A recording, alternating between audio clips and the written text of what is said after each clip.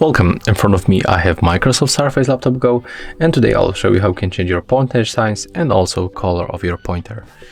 So at the first you have to go for the settings, then pick ease of access, and when you're here we have to go for the mouse pointer, and here we can change the pointer size by moving this switcher just like that, and take a look how big is my pointer right now.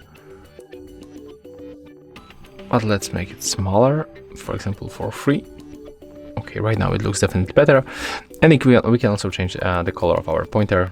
So there's the white, the black, it will be the reverse color, and there's also the multicolor, so you can pick your favorite just like that. As you can see, that's how it looks. And if you find this tutorial useful, remember to leave a like, comment and subscribe to our channel.